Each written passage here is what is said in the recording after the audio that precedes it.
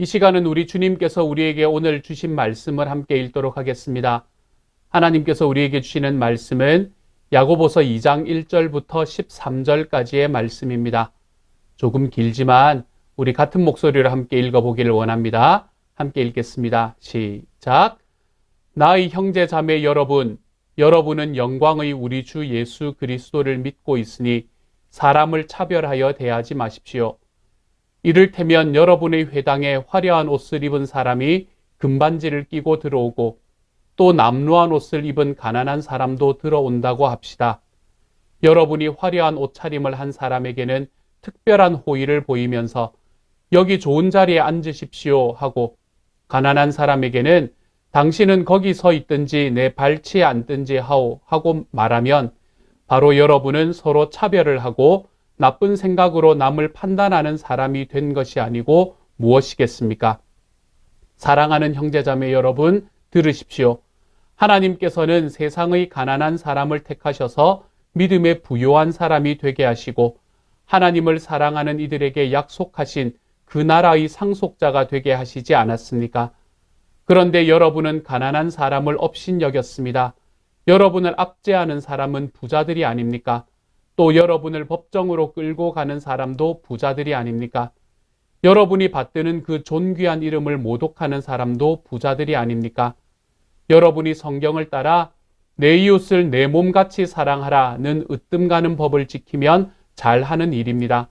그러나 여러분이 사람을 차별해서 대하면 죄를 짓는 것이요. 여러분은 율법을 따라 범법자로 판정을 받게 됩니다.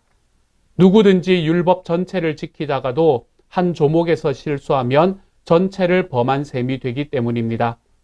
간음하지 말라 하신 분이 또한 살인하지 말라고 말씀하셨습니다. 어떤 사람이 간음은 하지 않는다고 하더라도 살인을 하면 결국 그 사람은 율법을 범하는 것입니다. 여러분은 자유를 주는 율법을 따라 앞으로 심판을 받을 각오로 말도 그렇게 하고 행동도 그렇게 하십시오. 심판은 자비를 베풀지 않는 사람에게는 무자비합니다. 그러나 자비는 심판을 이깁니다. 아멘. 참으로 예수를 믿고 믿음으로 살아간다는 것은 무엇을 어떻게 한다는 말인가요?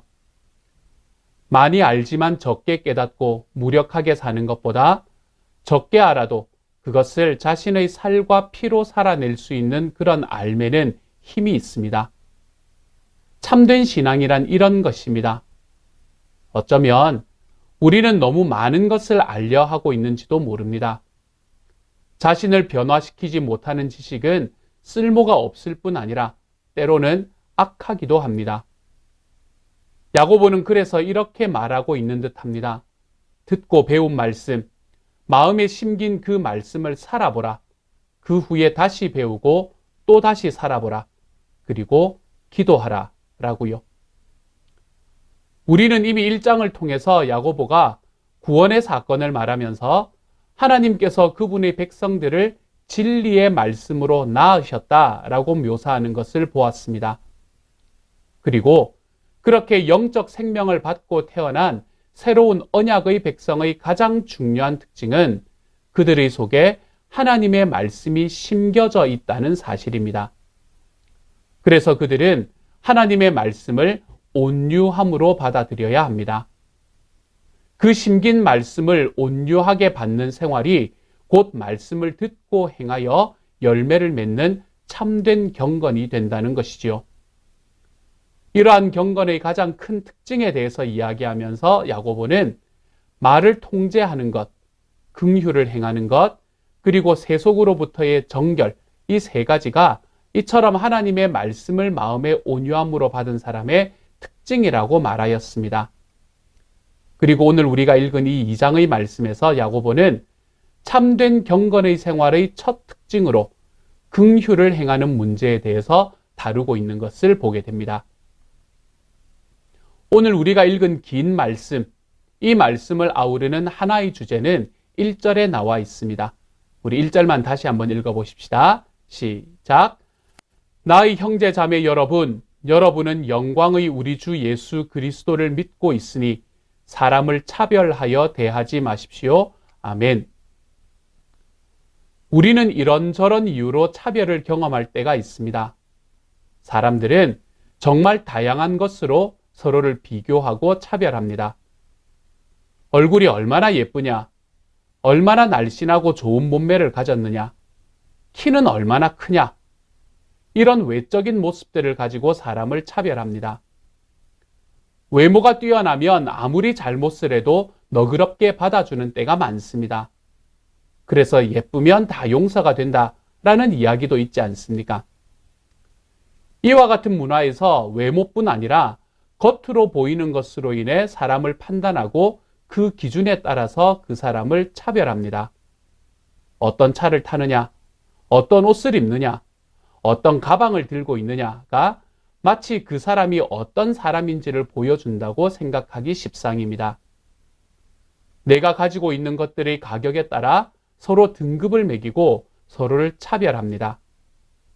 우리가 살아가는 세상은 다 그렇습니다. 사람의 재산이나 사회적인 지위, 학력, 외모, 성별 등을 가지고 사람을 차별합니다. 인종이나 피부색을 가지고 사람을 차별하기도 합니다. 이렇게 외적인 것으로 사람을 구분하고 다르게 대우하는 것, 그것을 우리는 차별이라고 부릅니다. 여러분은 혹시 이런 차별을 경험하신 적이 없으십니까? 차별을 경험할 때는 매우 불쾌하며 화가 납니다. 그런데 이렇게 차별이 옳지 않다는 것을 알면서도 때로는 우리가 사람들을 차별할 때가 있습니다. 세상으로부터 차별당하는 우리가 그런 차별을 따라 행하는 것입니다. 혹시 우리 가운데 외모로 사람을 평가하는 일이 있지는 않습니까? 외모뿐이 아니라 재물이라든지 사회적인 성공이라든지 사람의 외적인 것으로 사람을 차별하며 대하고 있지는 않습니까? 물론 교회 안에서는 내가 너를 차별한다라고 직접적으로 말하지는 않을 것입니다. 하지만 비록 우리가 그렇게 말하지는 않지만 우리의 생각 속에서 그리고 다른 사람을 대하고 행동함에 있어서 사람에 따라 나의 태도가 달라지고 있지는 않습니까? 이런 행위가 차별입니다. 우리는 나에게 도움이 될 것 같은 사람에게는 친절하게 대합니다. 저 사람은 내게 득이 되는 사람이야. 저 사람은 경제적으로 여유 있는 사람이야. 그래서 내가 알고 지내면 도움이 될 거야 라고 생각하면 자연스럽게 친절하게 대하게 됩니다. 그와는 반대로 나에게 별로 도움이 되지 않는 사람에게는 친절을 베풀지 않습니다.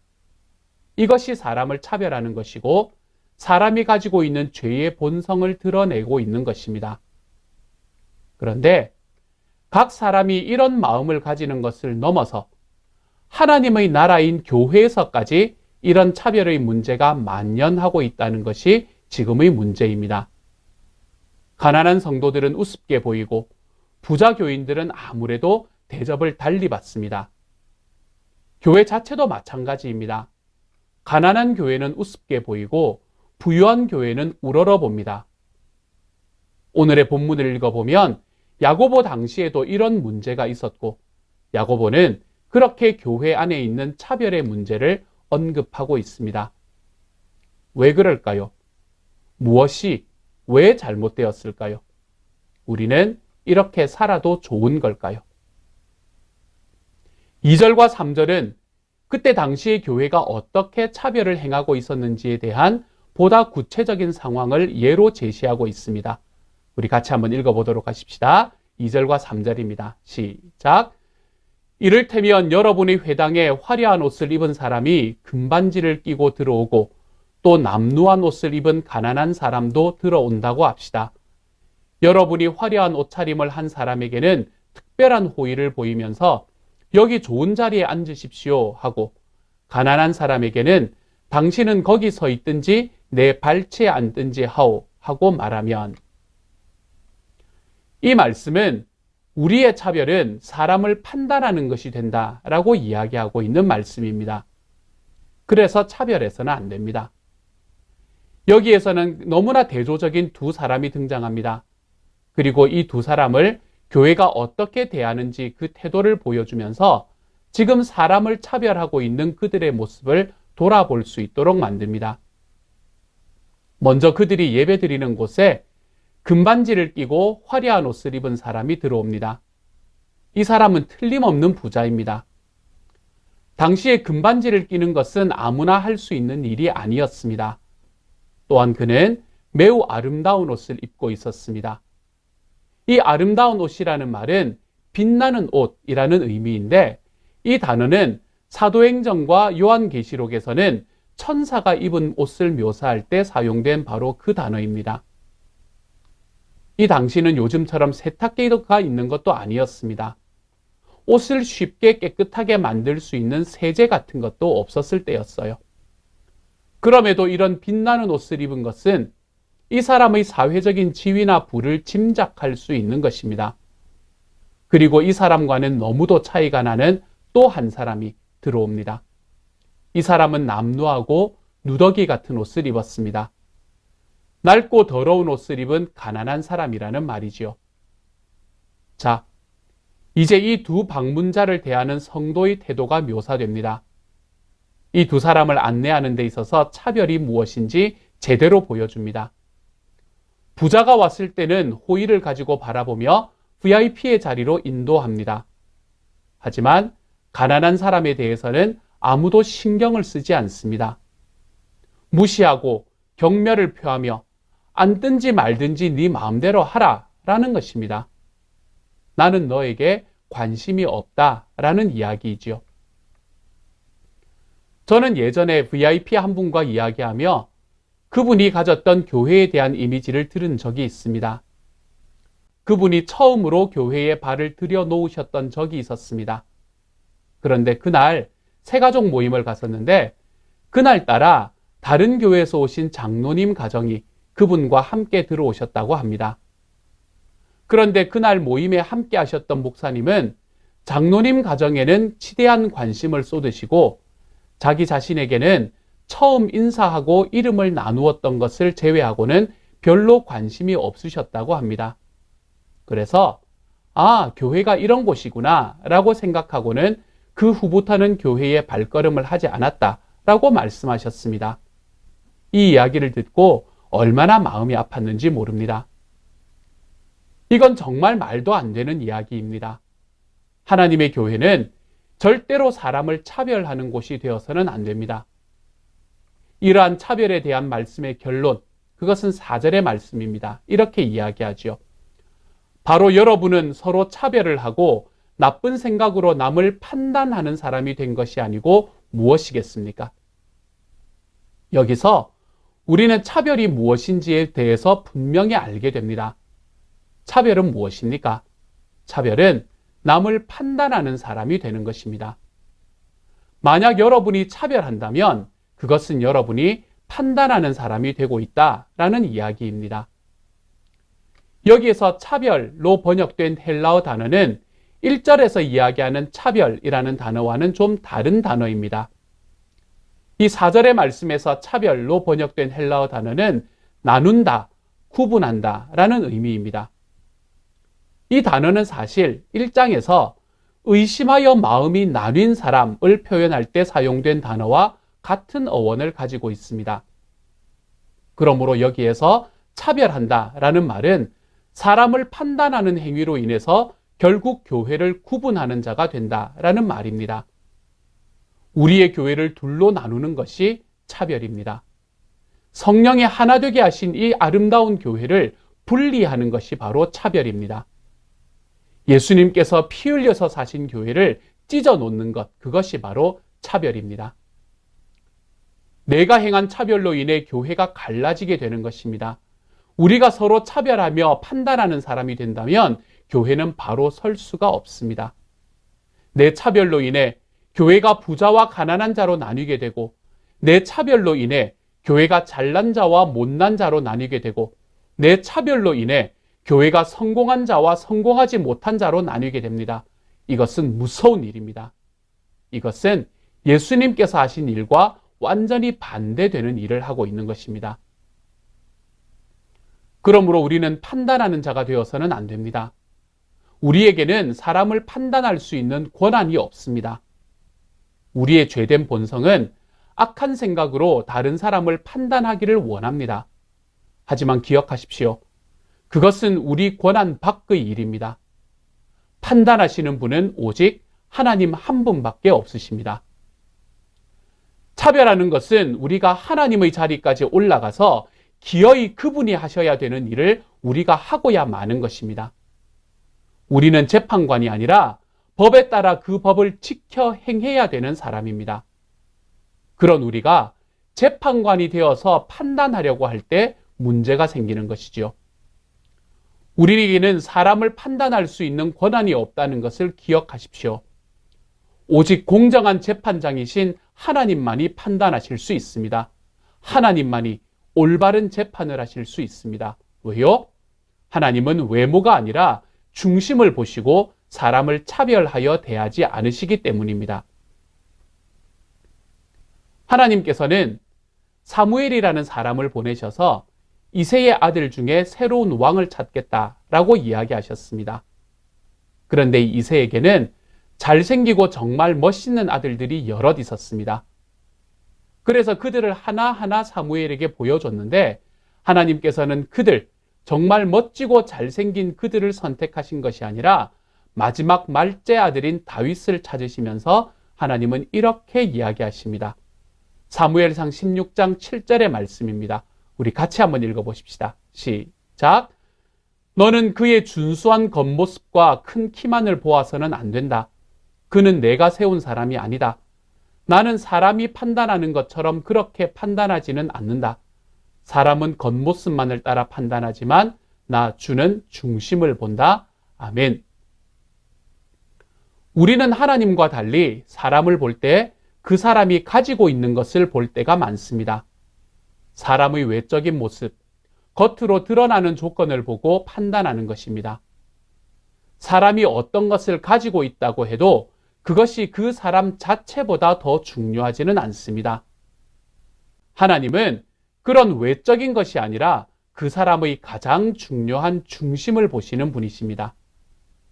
우리도 우리 주님이 그러하셨던 것처럼 사람의 중심을 보며 차별 없이 대할 수 있는 삶을 좀 살아가 볼 줄 알아야 합니다. 하나님이 사람을 보시는 것처럼, 하나님께서 우리를 보시는 것처럼 우리도 사람을 대해야 할 것입니다. 그것이 차별하지 않는 삶이 되는 것이지요. 사랑하는 형제 자매 여러분, 들으십시오. 하나님께서는 세상의 가난한 사람을 택하셔서 믿음에 부요한 사람이 되게 하시고 하나님을 사랑하시는 이들에게 약속하신 그 나라의 상속자가 되게 하시지 않았습니까? 이렇게 말하고 있는 5절의 말씀을 주의 깊게 읽어보면 하나님의 선택과 사람의 판단은 정확하게 반대라는 것을 볼 수 있습니다. 먼저 복음은 가난한 사람들에게 전파되었고 하나님께서는 그들을 선택하여 믿음을 부유하게 만드셨습니다. 또한 하나님을 사랑하는 자들에게 하나님의 나라를 허락하십니다. 하나님을 사랑하는 사람들이 누구입니까? 그들은 세상을 사랑하지 않는 사람들입니다. 그들은 세상의 헛됨을 알고 그것의 무가치함을 믿는 사람들입니다. 하나님만이 참됨을 알고 하나님만이 참이심을 아는 사람들입니다. 그러나 아름다운 옷을 입고 회당에 들어오는 자들을 눈여겨보는 것은 세상을 눈여겨보는 것과 똑같은 일입니다. 우리는 우리의 마음이 가는 곳에 우리의 눈이 갑니다. 눈은 마음의 창이라고 이야기하지 않았습니까? 우리는 자기가 원하는 것을 눈여겨봄으로 그것을 모방하고 싶어 합니다. 하나님을 사랑하면 하나님을 바라보고 세상을 사랑하면 세상을 바라봅니다. 보이는 것에 내 마음이 있다는 이야기입니다. 우리는 내 마음에 있는 것만 바라보게 되어 있습니다. 한 율법학자가 예수님께 나와서 질문합니다. 선생님, 계명 중에서 가장 중요한 것이 무엇입니까? 어쩌면 참으로 난감했을지 모르는 이 질문에 예수님께서는 분명하게 대답하십니다. 하나님을 사랑하고 또한 내 이웃을 사랑하여라 라고요. 여기에서 그분은 돈 많은 이웃만 사랑하라 라고 말씀하지 않으셨습니다. 내가 사랑할 수 있는 사람만 사랑하여라 라고 말씀하시지 않으셨습니다. 내가 마음에 드는 사람, 너에게 도움을 주는 사람, 너와 성격이 잘 맞는 사람, 너에게 좋은 말을 해주는 사람, 너에게 친절을 베푸는 사람만 사랑하라 라고 말씀하지 않았습니다. 하나님은 우리가 차별하지 않는 사랑을 실천할 것을 명령하고 계셨습니다. 그러므로 이웃을 차별하는 것은 내 이웃을 내 몸같이 사랑하라는 이 예수님의 말씀을 어기는 것입니다. 하나님의 율법은 사람을 차별하는 자를 범법자로 정죄합니다. 타락한 우리의 마음은 자신의 필요와 목적에 의해 사람을 구분하고 차별합니다. 내가 가치 있게 여기는 것에 의해서 사람을 구분하지요. 권력을 탐하는 사람은 권력자를 존중하고 돈을 사랑하는 사람은 부유한 사람을 존중합니다. 그러한 세상의 가치를 존중하는 것은 또한 나의 열등감을 동반하게 됩니다. 이 열등감은 또 타인에 대한 차별로 나타나게 됩니다.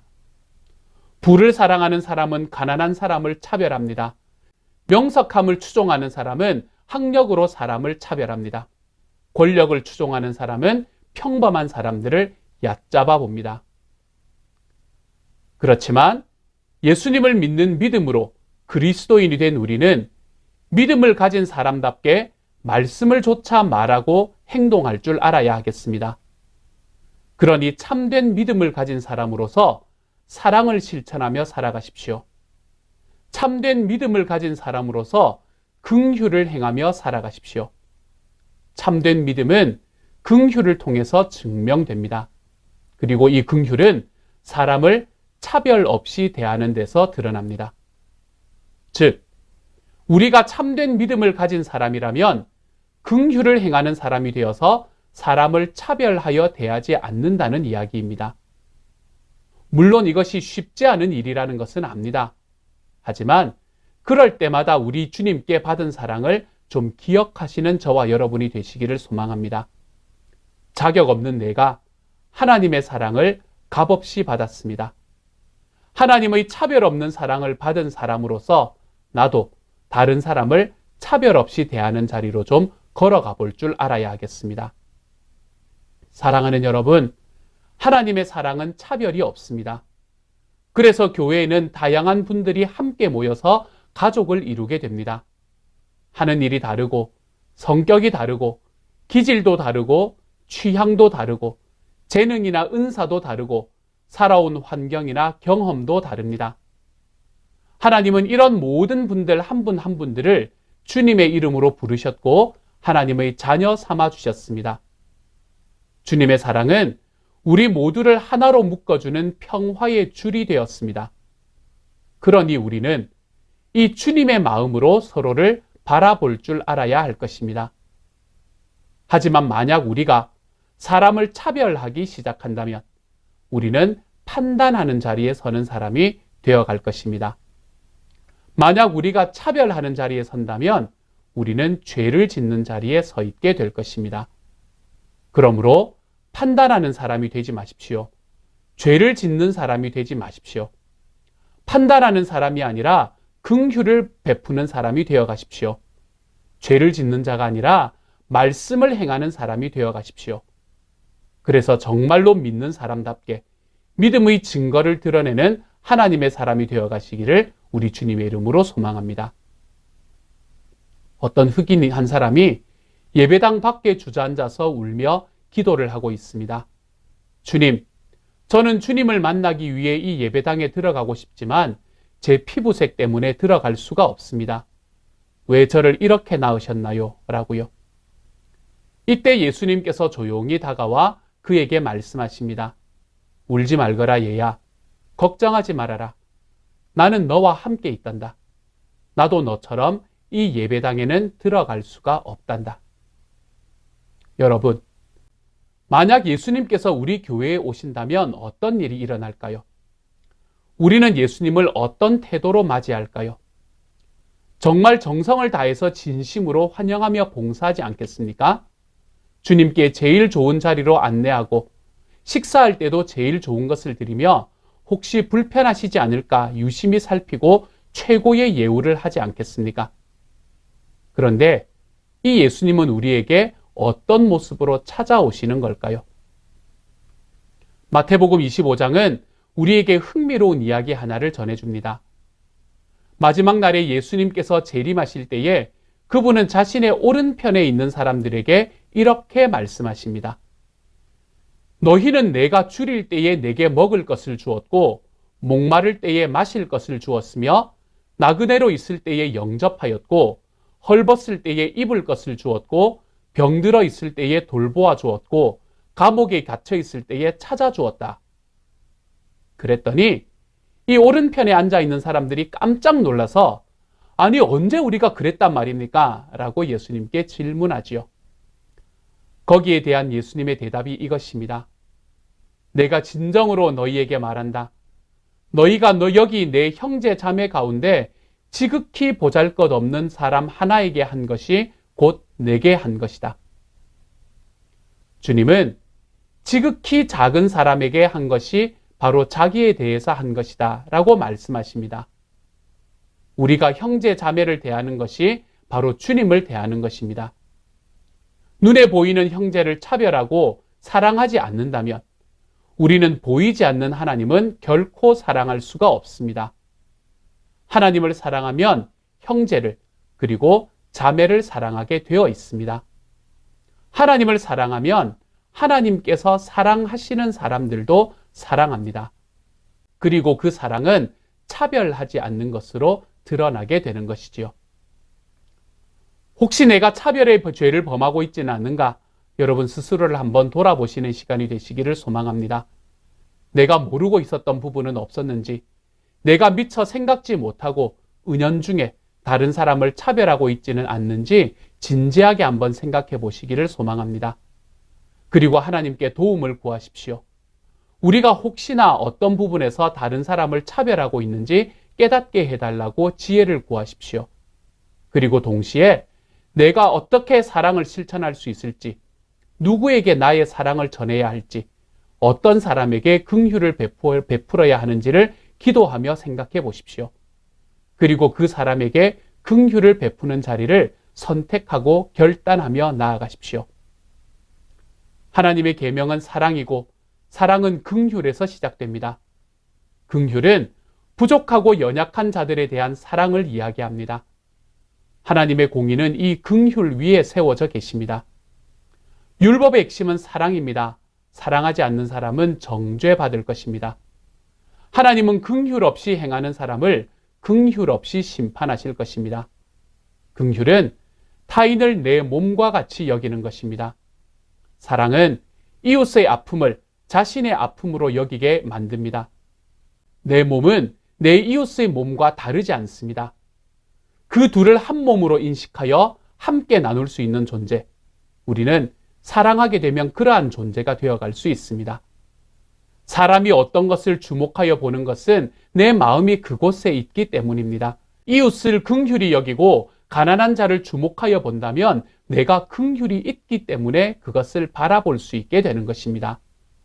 화려하고 아름다운 옷을 입은 사람들이 보인다면 그것을 내가 지금 사모하고 있기 때문에 그것이 보이는 것입니다. 하나님은 화려한 천사들을 보지 않으시고 악의 구렁텅이에서 죽어가는 죄인들을 주목하여 보신 분이십니다. 사랑하는 여러분, 여러분은 지금 누구를, 무엇을 보고 계십니까?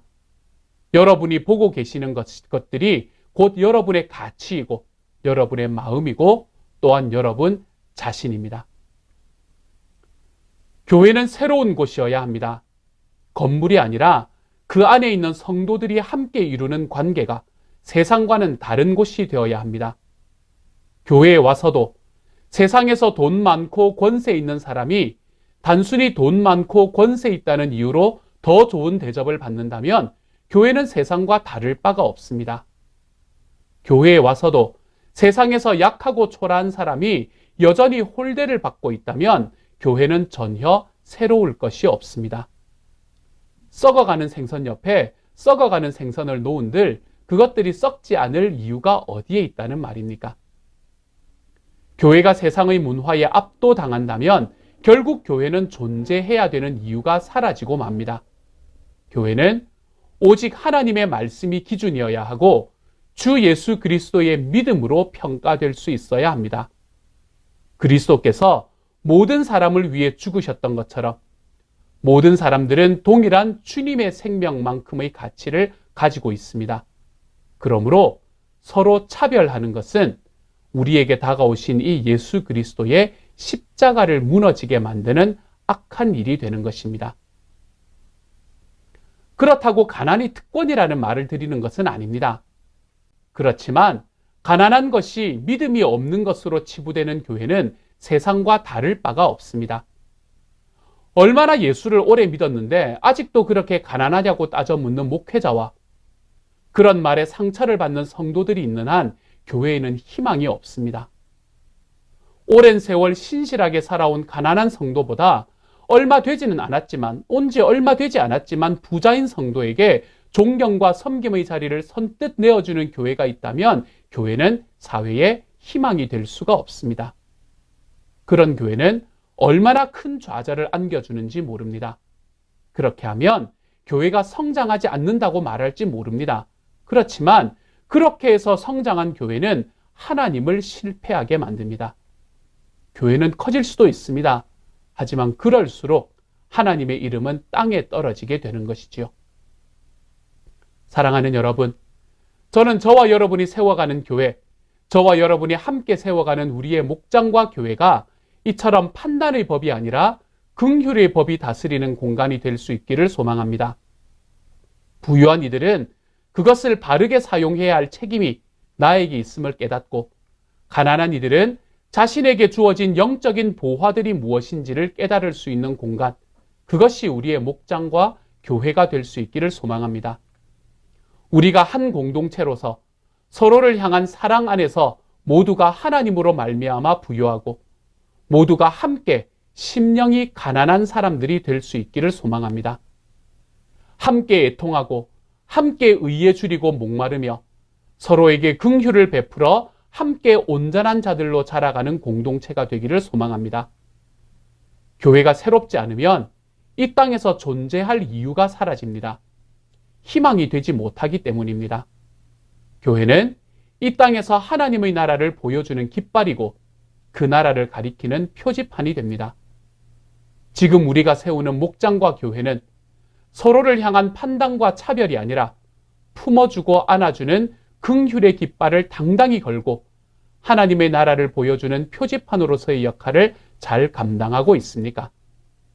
지금껏 그랬듯 앞으로도 이 긍휼의 길에 우리 주님의 말씀을 이 땅에 이루어 드리는 길에, 그래서 우리의 교회가 이 사회와 문화의 소망이 되고 희망이 되는 길에 함께 서 있을 수 있는 저와 여러분이 되시기를 우리 주님의 이름으로 축복합니다. 이 시간 우리 같이 한번 기도하며 나아갑니다. 함께 기도하겠습니다. 사랑하는 주님, 판단하는 자리, 하나님 우리가 그 자리에서 벗어날 수 있게 하여 주십시오. 하나님 우리가 판단하는 자리에 서 있는 것이 아니라 차별하는 자리에 서 있는 것이 아니라 하나님 우리가 하나님 앞에서 사랑을 베푸는 자리, 긍휼을 베푸는 자리로 걸어갈 수 있게 하여 주옵소서. 그래서 주님, 우리 공동체에 있는 어떤 사람이라도 내가 어떠한 상황에 있든 우리가 서로를 바라보아주는 그 따뜻한 눈빛으로 인해서 하나님 정말 이 모든 과정 하나하나들 속에 우리 살아계시는 주님으로 우리가 회복되어 갈 수 있는 사람들이 될 수 있게 하여 주옵소서. 서로를 향해서 흘러넘치는 그 주님의 사랑으로 인해 우리가 이 공동체 안에 있으면, 시온영락 공동체 안에 머물기만 하면 나의 삶이 평안해지고 나의 삶이 하나님 앞에 회복을 얻는다라는 이 이야기가 우리 공동체 속에 자연스럽게 일어날 수 있는 하나님의 교회가 되게 하여 주옵소서. 그래서 차별이 아니라 긍휼의 공동체로 하나님이여, 우리 주님께서 우리 이 시온영락교회를 하나님 만들어 가실 수 있는 주님의 하나님의 교회가 될 수 있도록 주여 도와주옵소서. 모든 말씀 우리 주님 예수님 이름으로 기도드립니다. 아멘. 이 시간에는 우리 한 번 더 기도하고 축도함으로 오늘 예배를 마칩니다. 함께 한번 기도하겠습니다. 이제 평안한 마음으로 세상에 돌아가십시오. 선한 일에 용기를 가지시며 악을 악으로 갚지 마십시오. 항상 연약한 자를 도우시며 병든 자를 찾아보시며 곤란당하는 이웃을 위로하십시오. 모든 사람을 존경하시며 주님께 봉사하고 주님을 사랑하십시오. 모든 일을 믿음과 사랑으로 행하시며 어떤 일에도 소망을 포기하지 마십시오. 그리고 거룩하신 성령님께 순종하여 기쁨과 감사의 생활을 해 나가십시오. 우리 하나님 아버지는 여러분을 항상 도와주실 것입니다. 지금은 우리를 죄에서 구원해 주신 우리 주 예수 그리스도의 은혜와 하나님의 사랑과 성령님의 교통하시는 은혜가 판단과 차별이 아니라 긍휼과 사랑으로 서로를 사랑하는 자리에 들어가는 목장과 교회를 만들어가기를 소망하고 결단하고 일어서는 모든 시온 영락 식구들 한 사람 한 사람들 위해 지금부터 영원토록 함께 계시기를 간절히 축원하옵나이다. 아멘.